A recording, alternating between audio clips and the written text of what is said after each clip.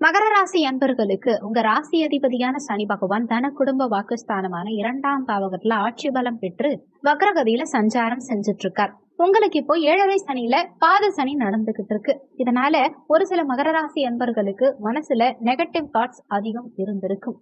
குறிப்பா சூரிய தசாவோ சூரிய புத்தியோ உங்க சுய ஜாதகத்துல நடக்கும் பட்சத்துல அவங்களுக்கு மனக்குழப்பங்கள் அதிகரிச்சிருக்கலாம். ஆனா இப்போ குரு பகவானுடைய பார்வை உங்க ராசியின் மீது பதியும் காரணத்தினால, அதே மாதிரி உங்க ராசி அதிபதி வக்ரகதியில சஞ்சாரம் செய்யும் காரணத்தினால கடந்த காலகட்டங்கள்ல எந்தெந்த விஷயங்கள் எல்லாம் ஒரு மந்தமான போக்கு பிரச்சனைக்குரிய நிலை இருந்ததோ அது அனைத்தும் இந்த காலகட்டத்துல மாறும். மனசுல நேர்மறை எண்ணம் பிறக்கும், நினைத்த காரியத்துல வெற்றி கிடைக்கும், எடுத்த முயற்சிகளில் வெற்றி கிடைக்கும். கடந்த காலகட்டங்கள்ல எந்தெந்த விஷயங்களை எல்லாம் நீங்க எடுத்து செய்ய முடியாம இருந்ததோ அந்த விஷயங்களை எல்லாம் இப்போ எடுத்து செஞ்சு அதில் வெற்றி காணக்கூடிய அமைப்புகளை இந்த காலகட்டம் உங்களுக்கு ஏற்படுத்தி கொடுக்கும். மனசுல ஒரு தெம்பு, தன்னம்பிக்கை அதிகரிக்கும். தனஸ்தானத்துல சனி பகவான் ஆட்சி பலம் பெற்று சஞ்சாரம் செஞ்ச கடந்த காலகட்டங்கள்ல உங்களுக்கு குடும்பத்துல நிறைய சண்டை சச்சரவுகள், மனஸ்தாபங்கள் இருந்திருக்கும். அதே மாதிரி உங்க வாக்குனால, பேச்சினால சில தொந்தரவுகளை ஃபேஸ் பண்ணியிருப்பீங்க. தன வருமானத்துல சில தடங்கல்களை எதிர்கொண்டிருப்பீங்க.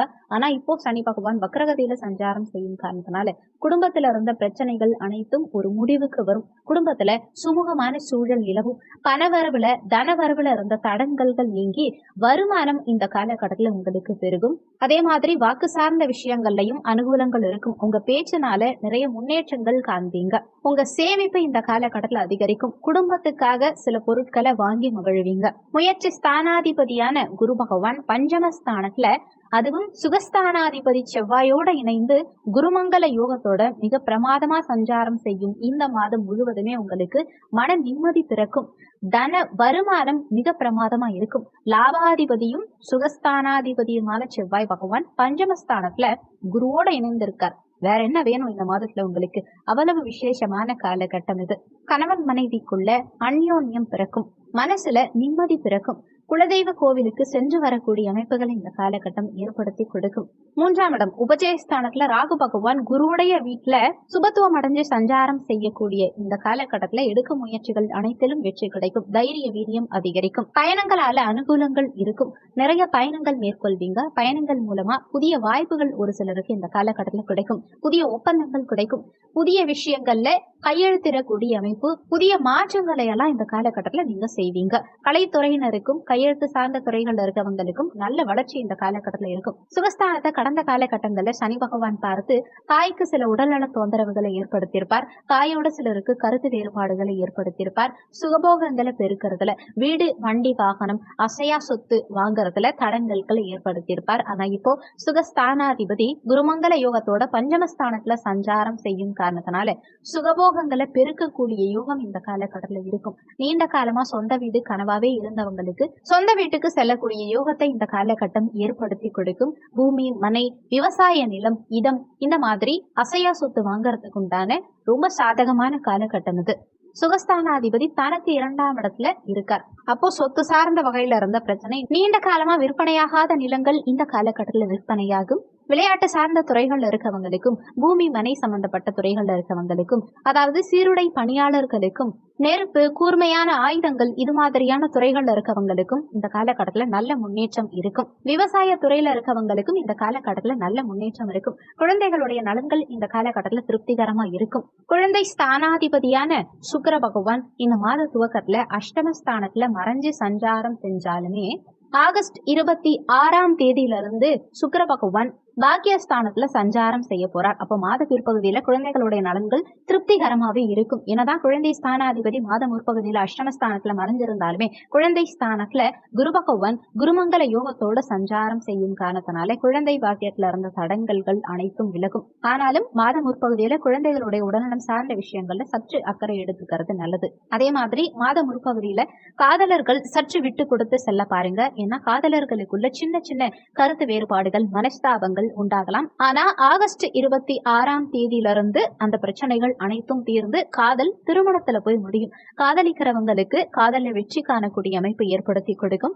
காதல் திருமணம் கைகூடி வரும். களத்திர ஸ்தானமான 7ஆம் பாவகத்துல மாத முற்பகுதியில சூரிய பகவான் சஞ்சாரம் செஞ்சுட்டு இருக்கார்.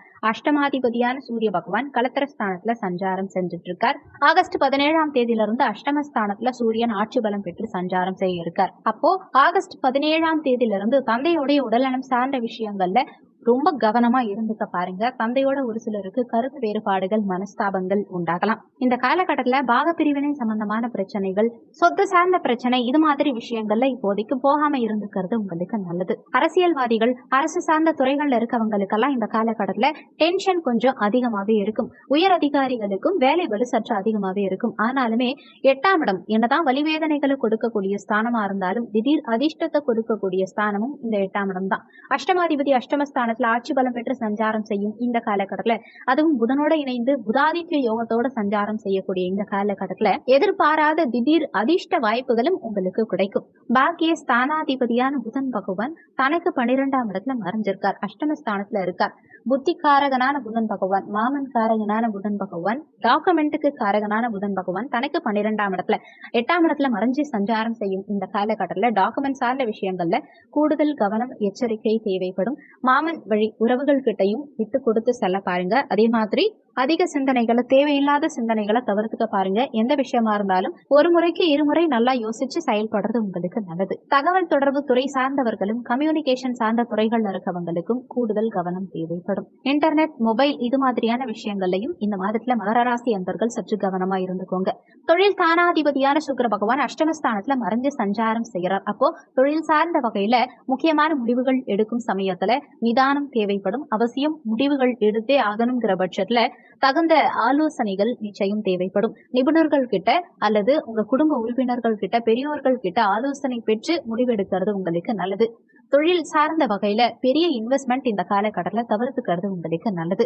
வேலையில இருக்கவங்களுக்கும் அலைச்சல்கள் சற்று அதிகமாவே இருக்கும். அவசரப்பட்டு வேலையை மட்டும் விட்டுடாதீங்க. ஒரு வேற வேலை மாறணும்னு நினைச்சீங்கன்னா இருக்கும் வேலையை விட்டுட்டு வேலை தேடாதீங்க. இன்னொரு வேலை அமைச்சுக்கிட்டு அதுக்கப்புறமா இருக்கும் வேலையை விடுறதுதான் புத்திசாலித்தனம்ங்கிறத மனசுல வச்சுக்கோங்க. முடிஞ்ச வரைக்கும் மேலதிகாரிகள் கிட்ட விட்டு கொடுத்து செல்வதும், மேலதிகாரிகள் பேச்சை கேட்டு நடந்துக்கிறதும் உங்களுக்கு நல்லது. லாபஸ்தானாதிபதியான செவ்வாய் பகவான் பஞ்சமஸ்தானத்துல குருமங்கல யோகத்தோட சஞ்சாரம் செய்யும் காரணத்தினாலையும், லாபஸ்தானாதிபதி லாபஸ்தானத்தையே செவ்வாய் பார்க்கும் காரணத்தினாலையும், இந்த லாபஸ்தானத்தை குரு பகவான் பார்க்கும் காரணத்தினாலையும் லாபங்கள் பிரமாதமா இருக்கும். குழந்தைகளுடைய நலன்கள் திருப்திகரமா இருக்கும். அதே மாதிரி மூத்த சகோதர வகையில நல்ல அந்யோன்யம் இருக்கும். குலதெய்வ வழிபாட்டின் மூலமா வாழ்க்கையில முன்னேற்றம் காணக்கூடிய யோகத்தை ஏற்படுத்தி கொடுக்கும். மனசுல நெகட்டிவ் எண்ணங்களை விட்டுட்டு நேர்மறை எண்ணத்தோட இருந்தா முன்னேற்றம் இந்த காலகட்டத்துல உங்களுக்கு இருக்கும். வெளிநாட்டு தொடர்புகளை இந்த காலகட்டம் ஏற்படுத்தி கொடுக்கும். ஏற்றுமதி இறக்குமதி சார்ந்த துறைகள்ல இருக்கவங்களுக்கும் இந்த காலகட்டத்துல எதிர்பாராத அளவுக்கு மிகப்பெரிய முன்னேற்றம் இருக்கும். இந்த மாதம் சிறப்பா அமைய நீங்க செய்ய வேண்டிய தெய்வ வழிபாடு என்னன்னா, சனிக்கிழமை தினங்கள்ல ஆஞ்சநேயர் மற்றும் விநாயக பெருமான் வழிபாடு செய்யறது மூலமா எடுக்கும் முயற்சிகளில் உங்களுக்கு வெற்றி கிடைக்கும். இந்த வீடியோல உங்களுக்கு ஏதாவது சந்தேகம் இருந்தா கீழே இருக்க கமெண்ட் செக்ஷன்ல சொல்லுங்க. நன்றி. மற்றும் ஒரு நல்ல பதிவோடு மீண்டும் உங்களை சந்திக்கிறோம்.